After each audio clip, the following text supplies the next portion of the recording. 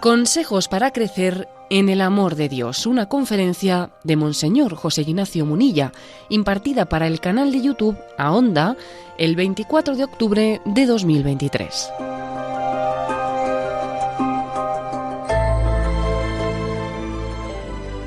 Consejos para crecer en el amor de Dios.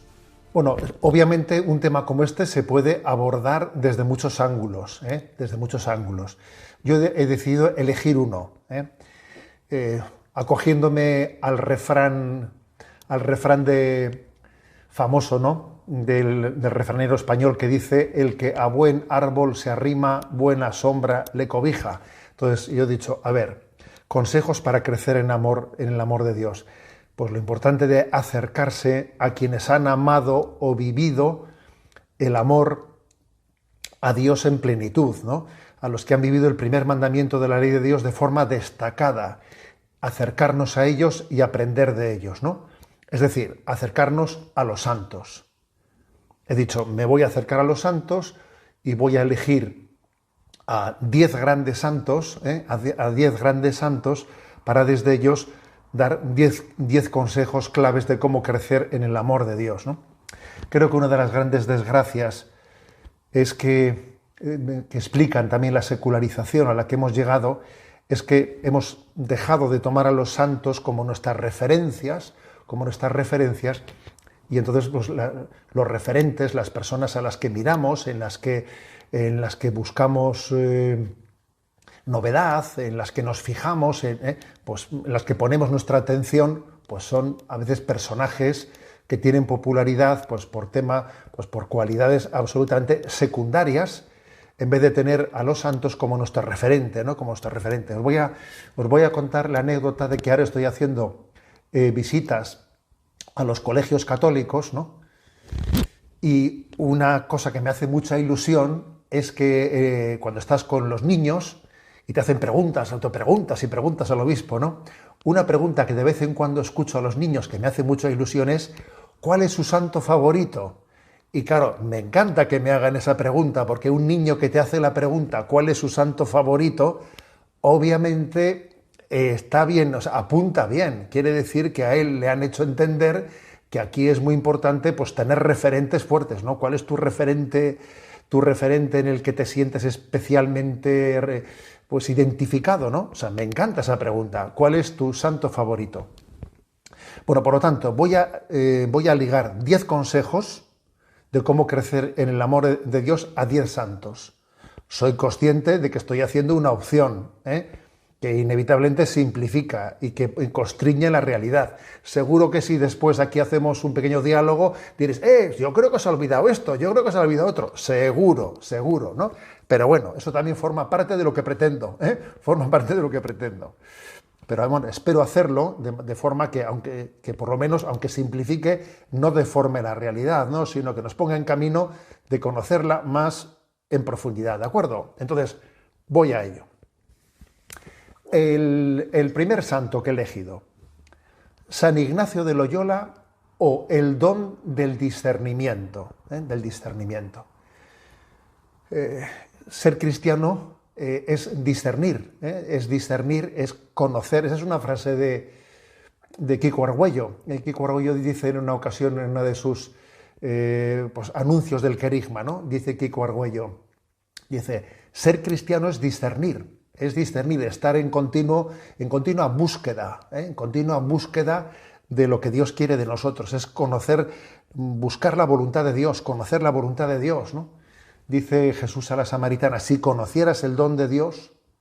Entonces yo creo que el primer consejo para crecer en el amor de Dios es buscar, cultivar el don del discernimiento.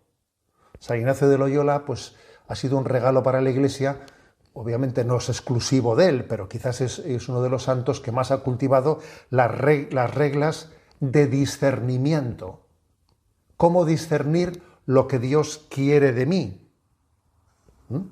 ¿Cómo yo puedo saber lo que Dios quiere de mí? Eso es muy difícil saberlo.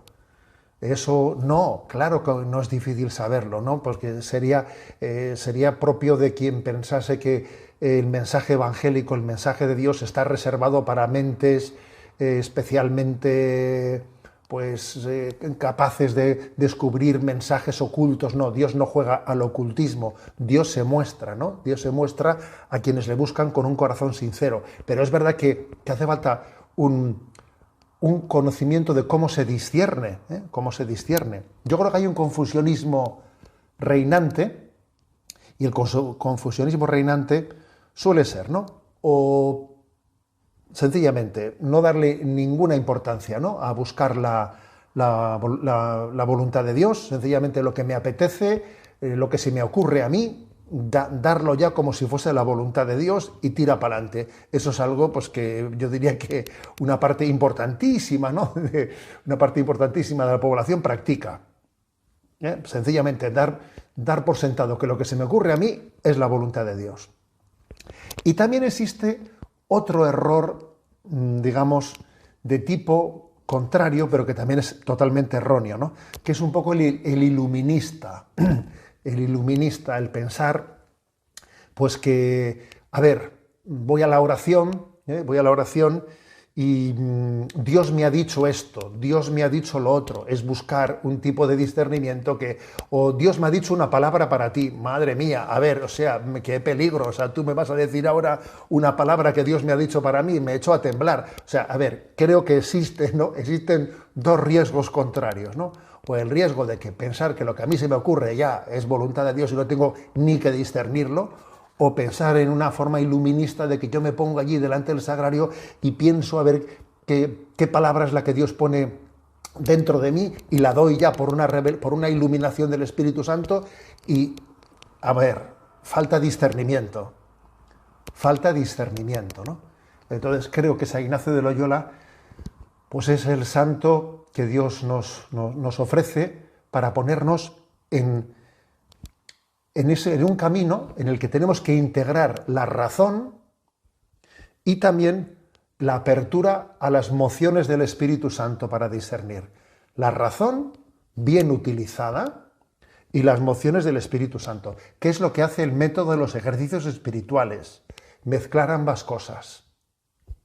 Puestos en presencia de Dios, pues buscar la purificación de nuestra vida, que no haya apegos en nuestro corazón, que no haya apegos que nos condicionen en el discernimiento, que si uno no ha hecho una labor de purificación de su alma, difícilmente va a tener el corazón libre para que las mociones del Espíritu puedan actuar en nosotros, pero utilizar la razón, la razón y la apertura a las mociones del Espíritu conjugadas, ¿no? Yo creo que eso es lo propio del método ignaciano y de lo que hacen los ejercicios espirituales, ¿no? Yo, por ejemplo, por poner un ejemplo, ¿cuántas almas han salido de crisis? ¿Cuántas almas han rechazado las tentaciones del maligno por haber seguido la máxima ignaciana del discernimiento que dice: en tiempos de turbación no hagas mudanza? Solamente por eso. A mí me parece que solamente por eso ha habido montones de almas que en muchas situaciones de la vida han dicho: voy a buscar la voluntad de Dios. En este momento de crisis, quieto parado, agárrate a la cruz, no te dejes arrastrar. O sea, eso es discernimiento. Eso es discernimiento. La falta de discernimiento es: estoy mal y tiro todo por la ventana o yo qué sé qué, ¿eh? Entonces pienso que para crecer en el amor de Dios es muy importante ponerse en clave de discernimiento, ¿eh?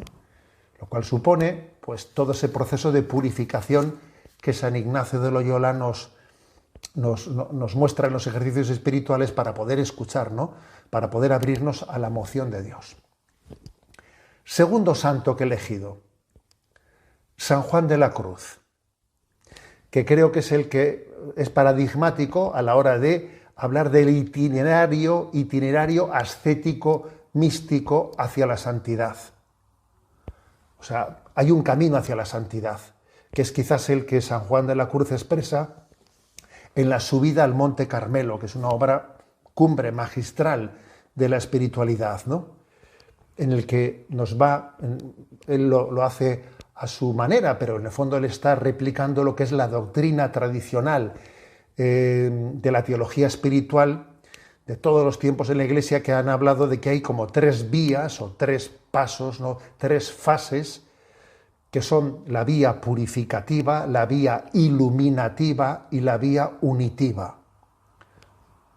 Purificación, iluminación y unión con Dios. San Juan de la Cruz lo hace a su modo, pero en el fondo esa subida al Monte Carmelo es para poder subir a la cumbre del monte, tiene que haber un proceso de purificación, de iluminación, para que en la cumbre nos unamos con Dios. Entonces, San Juan de la Cruz habla primero de la purificación activa de los sentidos, de nuestros sentidos, de la vista, del oído, del tacto, etcétera, del olfato, la purificación activa de los sentidos, la purificación activa de las potencias, es decir, de la voluntad y del entendimiento, y también habla de la purificación pasiva, de los sentidos y de la purificación pasiva de las potencias, ¿no? Que eso es lo que llamamos, pues, también las noches oscuras, en las que pasivamente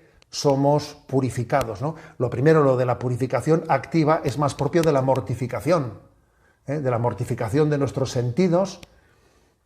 Pues esto puede parecer pues una doctrina muy elevada, inalcanzable, pero esto es algo tan básico.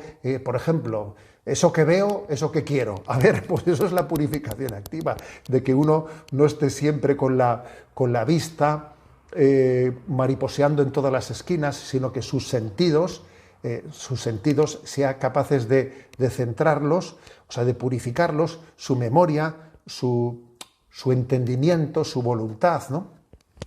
Esto en el fondo esto responde a ese tirón de orejas que le hizo Jesús a Pedro. ¿Os acordáis cuando Jesús le dice a Pedro: Pedro, tú piensas como los hombres, no piensas como Dios? O sea, es decir, tu entendimiento tiene que aprender a ver las cosas desde el Evangelio y no desde la carnalidad. Tu voluntad tiene que aprender, ¿no?, a amar las cosas, pues, desde el Evangelio y no desde tu carnalidad, tus sentidos. Es decir, la purificación de los sentidos, la purificación de la voluntad, la purificación del entendimiento, la purificación de la memoria, dice también San Juan de la Cruz, ¿no?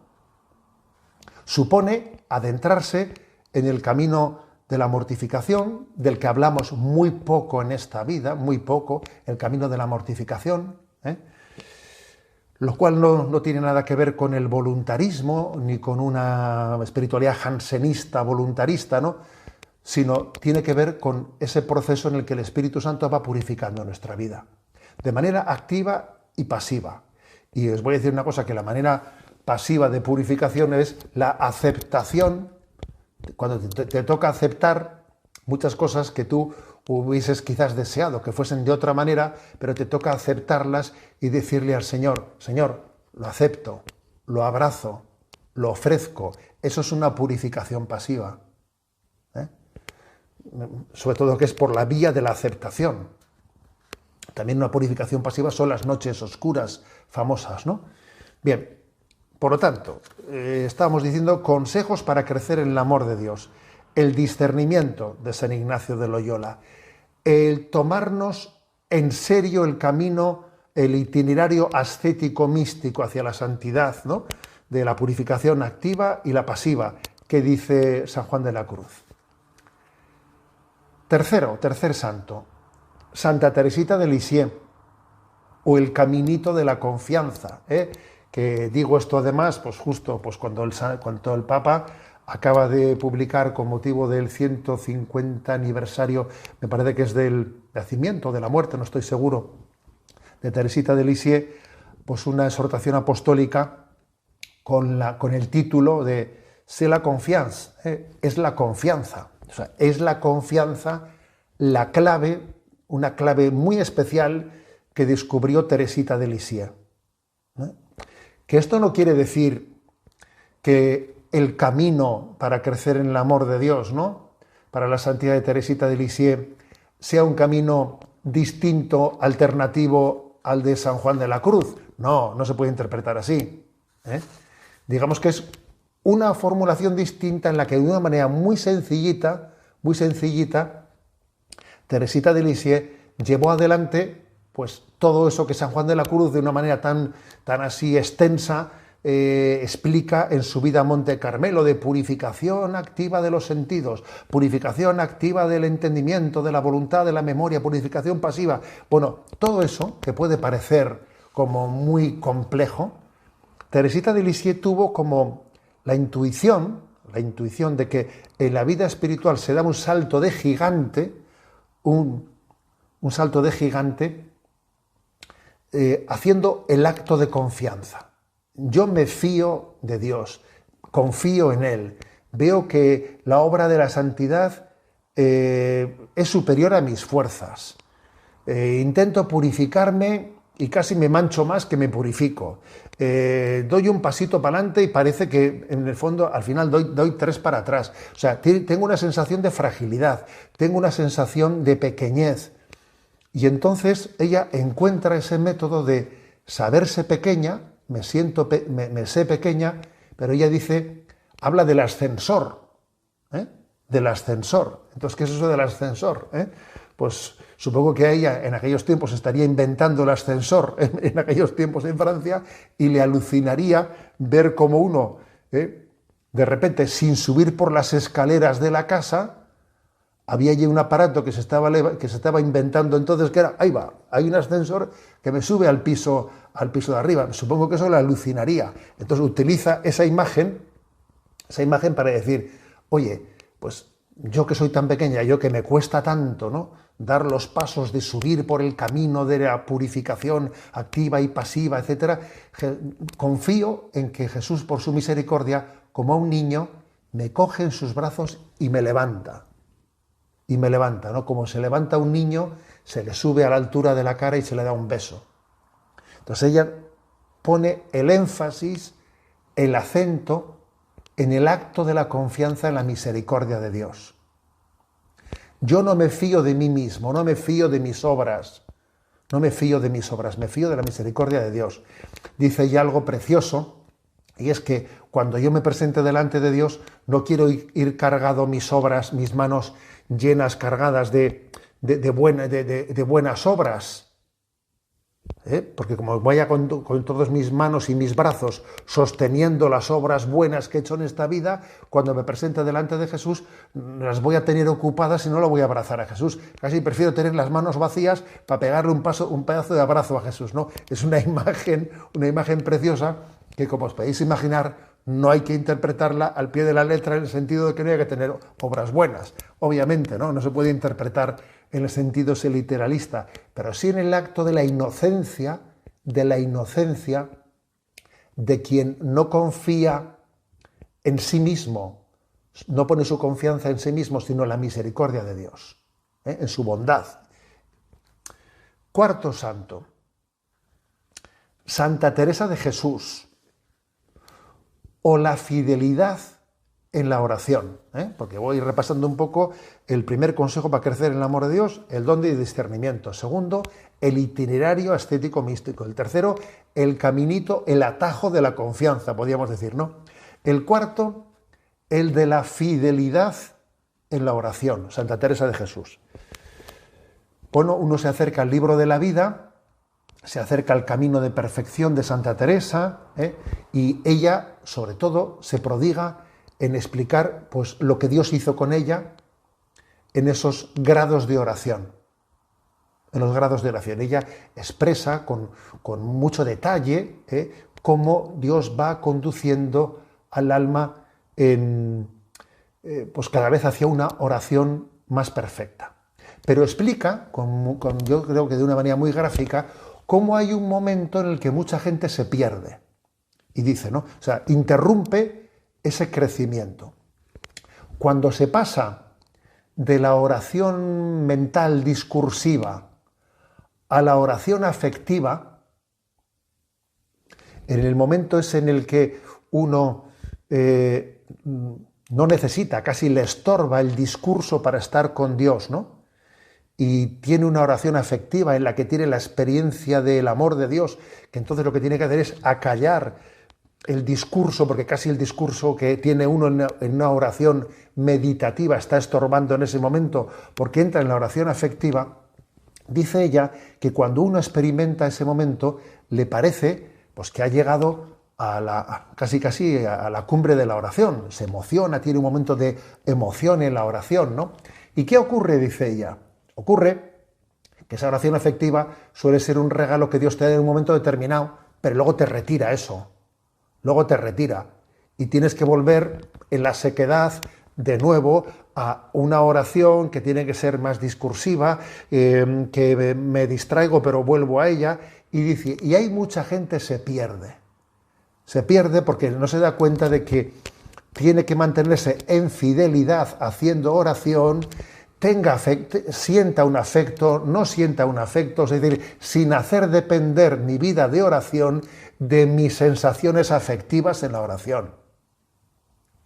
Y eso me parece muy luminoso, porque Santa Teresa de Jesús dice, las almas no llegan a la perfección porque no son fieles a su compromiso de hacer oración. A ver, caiga quien caiga.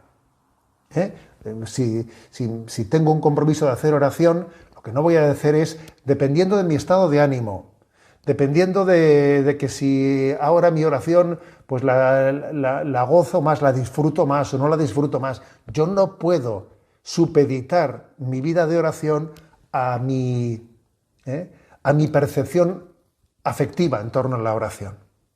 Pues creo que Santa Teresa de Jesús insiste mucho en la fidelidad a la oración. Y ella, hasta que Dios le dio unos dones místicos, pues que han marcado la vida de la Iglesia, ¿no? La descripción que hace ella del matrimonio místico, pues cuenta cómo durante muchísimo tiempo ella, en el coro del monasterio en el que estaba, allí, ¿no? Pues en la Encarnación de Ávila, tenía todas las baldosas del coro totalmente contadas, porque se distraía, tenía una oración que no, pues que le costaba mucho mantenerse y tenía las baldosas contadas. Y claro, o sea, es que lo que nosotros nos decía un director espiritual, ¿no? El que no esté dispuesto a aburrirse haciendo oración, quiere decir que se ha resignado a no hacer oración, porque uno tiene que pasar por ese desierto de la fidelidad y de los momentos de sequedad en la oración para poder avanzar. Entonces yo creo que esta es la gran aportación de Santa Teresa de Jesús. En quinto lugar, San Francisco de Sales. ¿Por qué lo he elegido? Por el discernimiento del don de Dios desde la paz y la alegría. Desde la paz y la alegría.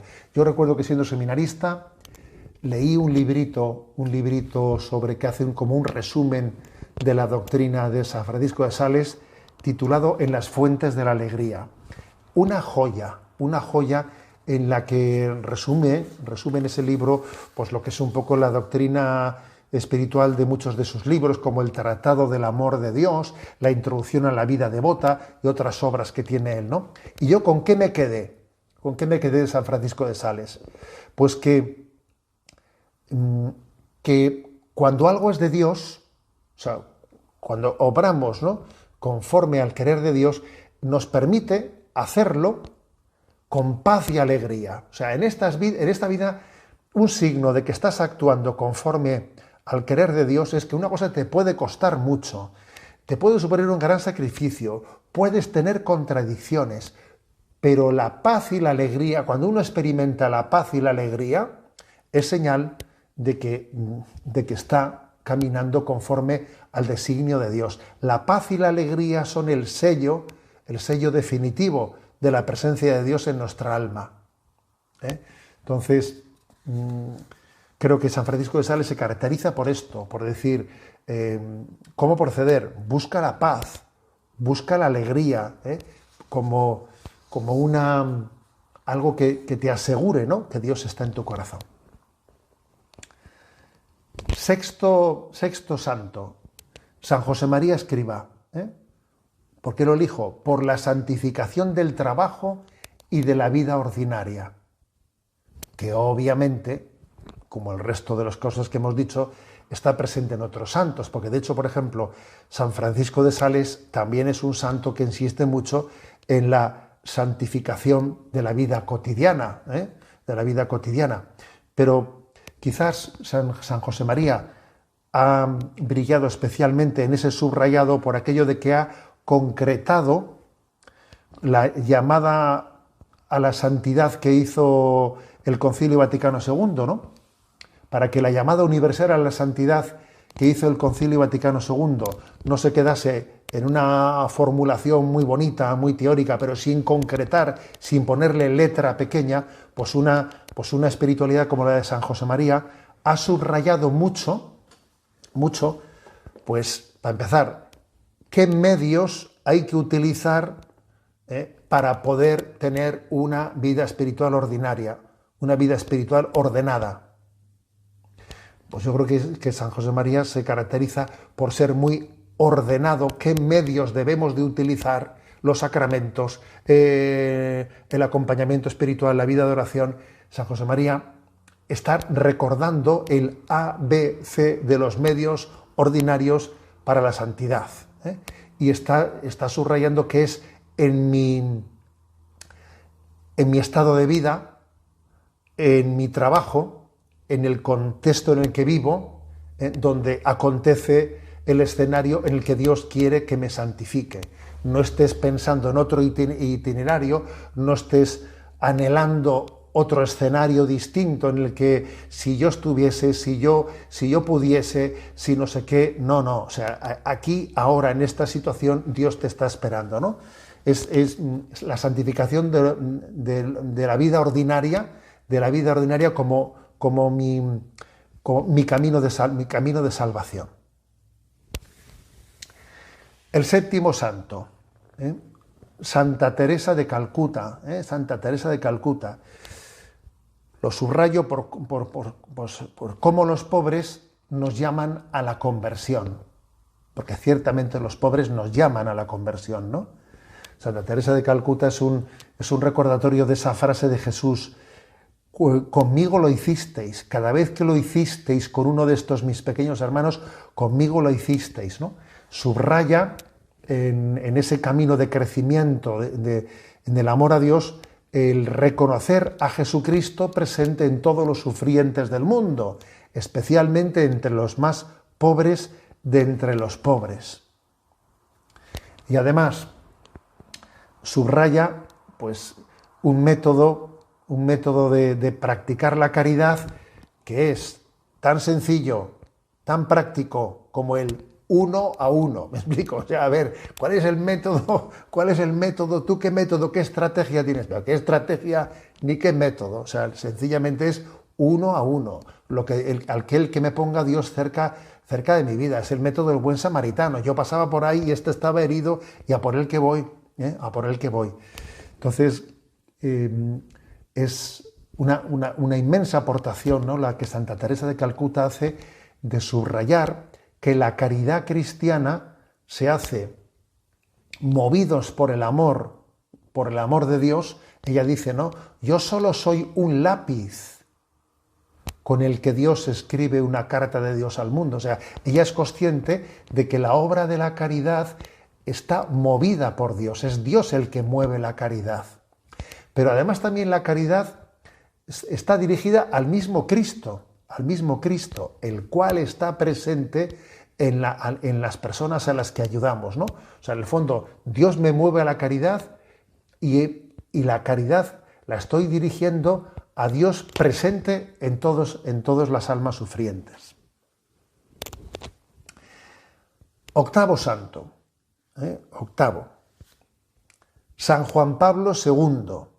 ¿Y por qué lo elijo? Pues por la llamada a la evangelización, por lo importante que es que para crecer en el amor de Dios estemos centrados en la evangelización. Crecer en el amor de Dios es tener celo apostólico, tener celo por la salvación de las almas. San Juan Pablo II subraya, pues, el hecho de que tenemos una vocación misionera inherente a nuestro bautismo, que existimos para evangelizar, que tenemos que tener esos sentimientos esos sentimientos del corazón de Cristo, en los cuales cuando veía a las multitudes sentía lástima porque los veía que estaban como ovejas sin pastor, como ovejas sin pastor. Entonces San Juan Pablo II pues es el padre de la nueva evangelización y es pastor de pastores. Y ciertamente si uno no tiene hambre y sed de las almas y no tiene celo apostólico y no tiene deseo de dar su vida por la evangelización, es imposible que crezca en el amor de Dios. O sea, crecer en el amor de Dios está ligado al celo apostólico y al deseo de la evangelización. Noveno santo, San Francisco de Asís, o la pobreza evangélica, Bueno, se trata de subrayar como en ese proceso de crecimiento en el amor de Dios hacia la santidad hay una centralidad de la primera bienaventuranza. Bienaventurados los pobres de espíritu. Los pobres de espíritu. Que es clave, igual que Santa Teresita de Lisieux tiene la clave de la confianza, pues la clave, ¿no? La clave de Francisco de Asís es la clave, de la pobreza evangélica, de la hermana pobreza, del despojamiento, pues porque en el fondo tantas cosas en las que nos apoyamos, cosas materiales, cosas pues de mediaciones humanas, a veces pues todas esas apoyaturas en las que nos ponemos, pues en el fondo nos acabamos apegando a ellas y no tenemos a Dios como nuestro tesoro. O sea, San Francisco de Asís nos está insistiendo de que la pobreza es necesaria para que mi corazón ame a Dios, sin apegarse, ¿no?, a las mediaciones. Esto en el fondo también pasa por el desposarse con Cristo crucificado, ¿no? Pues Francisco de Asís es quien llevó ese desposorio de Cristo crucificado en sus propias manos, el que fue estigmatizado, el que lleva los estigmas de la pasión del Señor en su propia carne, ¿no? Y quizás, por cierto, he tenido cierta duda, ¿no?, pero bueno, he elegido a San Francisco de Asís pues, por cómo ha marcado la historia de la espiritualidad, pero también un santo que a mí me encanta y que subraya mucho la pobreza evangélica es San Carlos de Foucauld. Pienso que San Carlos de Foucauld es muy luminoso a la hora de cómo él vive la pobreza evangélica, de cómo él se enamora del misterio de Nazaret, cómo se enamora del misterio de la Sagrada Familia, cómo él busca siempre el último puesto. Él suele decir, no, el penúltimo, porque el último está ocupado, el último es de Jesús, ¿no? Yo voy a buscar el penúltimo puesto. O sea, creo que esas dos almas de San Francisco de Asís y San Carlos de Foucauld subrayan la pobreza de espíritu, sin la cual es imposible la santidad, sin la cual es imposible el camino hacia la santidad. Bueno, entonces voy a por el 10º, y antes de pronunciar el 10º, voy a hacer un recordatorio, ¿de acuerdo? De hecho, primero, el don del discernimiento, San Ignacio de Loyola, para crecer en amor de Dios. Segundo, el itinerario, tomarse en serio el itinerario ascético, místico, de crecimiento, de purificación, de iluminación, San Juan de la Cruz. Tercero, el caminito, el atajo de la confianza, Santa Teresita de Lisieux. Cuarto, la fidelidad a la oración, Santa Teresa de Jesús. Quinto, el discernimiento en torno al don de la paz y la alegría, San Francisco de Sales. Sexto, la santificación del trabajo y la vida ordinaria, San José María. Séptimo, Jesucristo presente en los pobres, que nos llaman a la conversión, Santa Teresa de Calcuta. Celo por la evangelización, San Juan Pablo II. Pobreza evangélica, San Francisco de Asís. Y he dejado para el último, pues un santo que la verdad es que yo cada vez que voy conociéndole, pues cada vez me enamoro más y suelo decir muchas veces que es un crack, que es San Agustín, que es la intuición del corazón enamorado. Yo creo que San Agustín es un hombre que tiene una intuición propia de que es el corazón enamorado la que es capaz de percibirla, ¿no? Si se dice eso de que hay que conocer para amar, eso nos lo diría pues Santo Tomás de Aquino, San Ignacio de Loyola, hay que conocer para amar. Quizás San Agustín remataría diciendo, vale, pero hay que amar para conocer, ¿sabes? Hay que amar para conocer. Entonces San Agustín, yo creo que aporta esa intuición del corazón enamorado. Es el maestro de la gracia, el que subraya cómo la gracia de Dios está presente en todo lo que hacemos, ¿no? Señor, que tu gracia inspire, sostenga y acompañe mis obras para que todo lo que yo hago te tenga a ti como su fuente y te tenga a ti como su fin. Es el maestro de la gracia, es el gran batallador contra la tendencia pelagiana,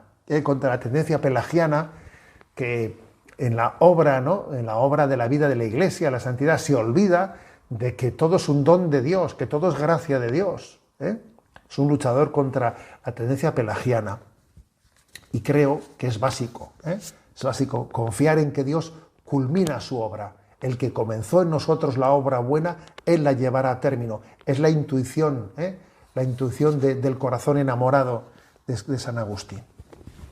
Bueno, os decía al principio, pues que se me había ocurrido, ¿no? Pues echar mano de 10 santos para hablar sobre 10 consejos de cómo crecer en el amor de Dios, ¿no?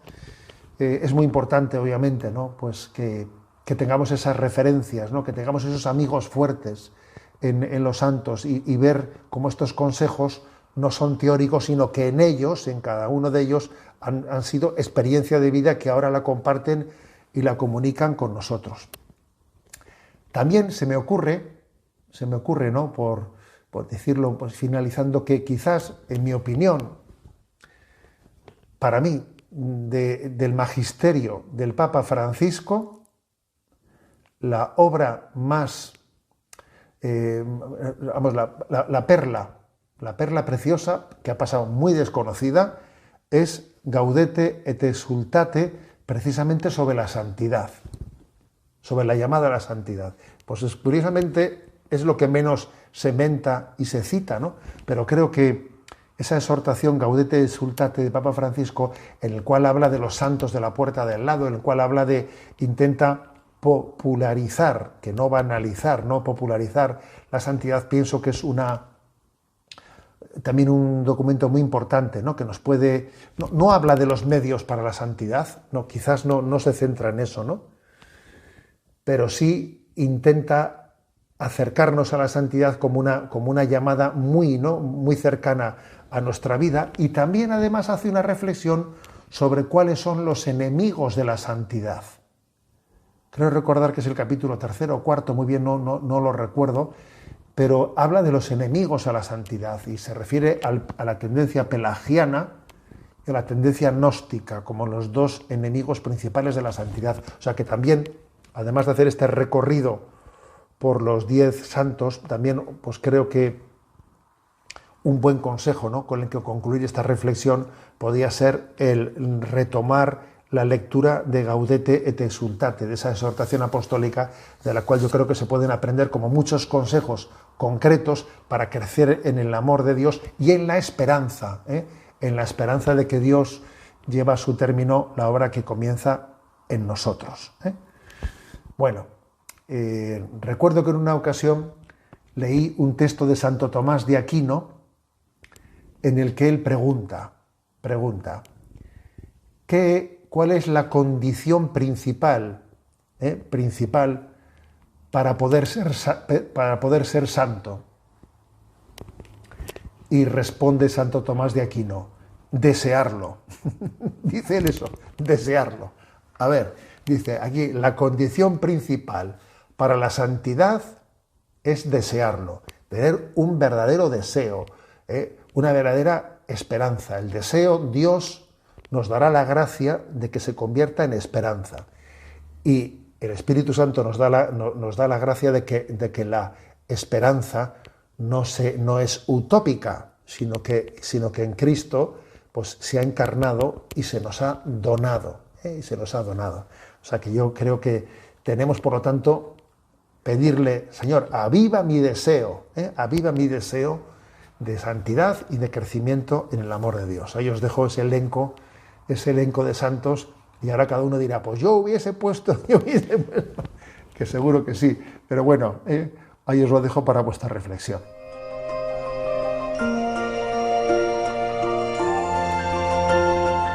Así finaliza en Radio María esta conferencia de Monseñor José Ignacio Munilla, titulada Consejos para crecer en el amor de Dios. Fue impartida el 24 de octubre de 2023 para el canal de YouTube A Onda.